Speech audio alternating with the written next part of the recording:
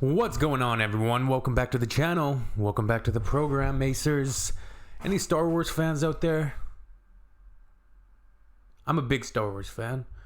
Of the original 6. Episodes 1 to 6. I think it's a really, really nice, cyclical, just beautiful story of the rise, the fall, the redemption of Anakin Skywalker, Darth Vader, about familial relationships, fathers, sons, sisters, mothers, brothers, and it's about family essentially.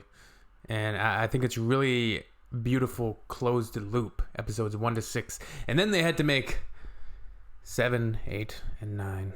I remember seeing 7. I think I saw it like twice in theaters, maybe 3 times even. Because it was, I don't know, they really roped us in with that nostalgia. They got us good. And then Luke. But, with the cliffhanger, Luke Skywalker, I was like, oh, man. Okay, you guys did a good job, setting up this trilogy. And then, of course, episode 8 came along, which was extremely divisive and polarizing and had the fans at each other's throats. Mainly due to the depiction of Luke Skywalker, some of the comedic aspects, and just the entire tone of that film. I didn't think it was... I hated The Last Jedi, but I hate The Rise of Skywalker even more. Man, I think The Rise of Skywalker is one of the worst films potentially I've ever seen in my life. Man, it was bad. But I got a recommendation of a deepfake video, which was like Tom Cruise and George Lucas and all of these actors were deepfaked, which is basically putting the celebrity's face on somebody else, and they had people do the voices, and they did this whole roundtable discussion. I watched it for a few minutes. It was just crazy how accurate and uncanny the resemblances were, not just to the voice, but to the faces. So here we have George Lucas reacting to the trailer for Star Wars The Rise of Skywalker, which, oh man, that movie is so bad. That movie makes The Last Jedi look like Citizen Kane. Rise of Skywalker. The rise of Egg McMuffin chasing MacGuffins. MacGuffin 1 leads to MacGuffin 2, leads to MacGuffin 3. Palpatine returns. Snoke is a clone. Star Destroyers hiding underwater for 30... Let's see George Lucas's salty celebrity deepfake reaction. Let's check this out. All right, guys. Well, is this the background that we're going to use? Is there a way we can do like a green screen? Can we bring in a green screen there, Jimmy? He just follows me around with a green screen. Have you ever done a reaction before? Yeah, I mean, I've reacted, certainly. I've reacted at these, but never like this before.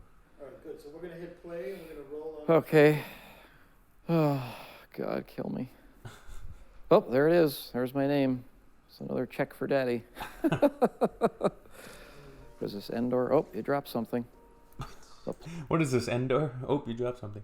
Yes, another forest planet. God, that trilogy is just soulless, the sequel trilogy. No creativity at all. Oh, you dropped something. The plot. There's Rey. Oh, what character development. What an arc for Rey, huh? Jesus Christ, at the end of Empire, Luke had his hand taken off, and Han Solo was in carbonite or whatever. Oh, this is great. It's great because I didn't make it. Ultimately, I'm not to blame. Oh, that's Rose. Her sister died or something trying to throw a space grenade. And they saved a bunch of horses or something. And oh, look, it's Camino. Look at that. That's where all the cloners live. Well, I can actually feel my life essence draining from me as I watch this. This thing needs more Gungans. See all you guys get all pissed off, all worked up. There's one of Ralph McQuarrie's pieces just taking a shit on that. Hey kids, you ever see a Star Destroyer come out of the ocean? Well, you're gonna see it now. People give me shit about Jar Jar Binks and say, "Oh, this is stupid."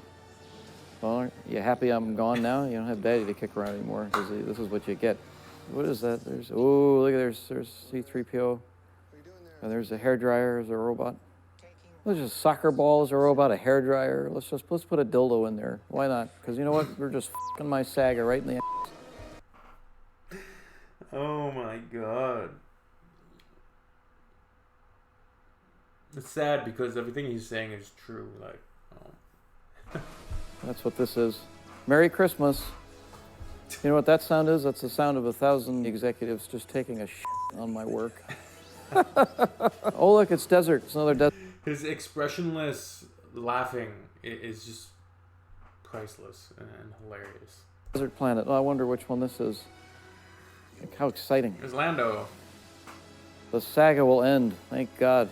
Put it out of its misery. Oh, there's the space horses. Ooh, good. Thank God. Thank God they tied up that gem of a storyline. Space horses. Oh, I'm so relieved I didn't make this. I'm so relieved. This makes Attack of the Clones look like Citizen Kane. Take a lightsaber to the Saga's head and just cauterize that thing because it's time to put this to bed. You know, I know the ending of this film. I'm going to spoil it for you. Spoiler alert. Here's how the film ends. You ready? At the very end, Star Wars dies. Well, I think my favorite part about the trailer was the beginning when it said my name. So Lucasfilm, you know, the whole idea of the hero's journey was you have someone who is leaving home for the first time into a new world, and they don't have any skills, and they fail time and again. And I guess in the new series, they've rewritten the hero's journey to where the hero is already perfect at, you know, flying spaceships and attacking the enemy and wielding a lightsaber, and ultimately learns how to levitate not just one stone but like 30 of them, which is helpful because then the crystal foxes can escape the cavern.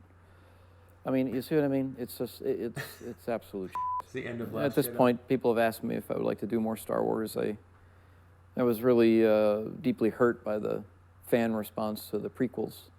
You know, when those movies came out, they were very risky for me because they were more operatic. They were more tone poems. It wasn't about dialogue or acting or logic or reason or any semblance of traditional filmmaking in any way that we've ever known it since the beginning of cinema. And the fact that people for some reason didn't like that was very upsetting to me. So I just said, I'm out.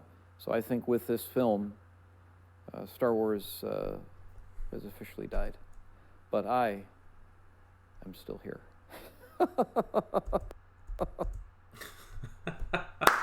Oh, so good. So good. You know, George Lucas, the guy's a genius. A lot of people sort of look at Star Wars superficially as just a nonsense movie about, you know, space wizards for children, which is the quote that's often brought up. But specifically when you watch the prequel trilogy, there's so many shots that are callbacks to other films, classic films. You know, there's callback shots to The Good, the Bad, and the Ugly. There's callback shots to 2001: A Space Odyssey. There's callback shots to countless things, even his own films, you know, THX and the entire look of the prequels. I think the prequels are somewhat misunderstood. You know, of course they have some giant issues, but they're still Star Wars. Like they just feel right within that 6 film loop. They're just, yeah. And the new ones, just, I don't know. It's just something different. However, I have enjoyed The Mandalorian. I've enjoyed a lot. And I know Disney has now announced like 25 shows, Star Wars shows. So, we'll see how all that goes.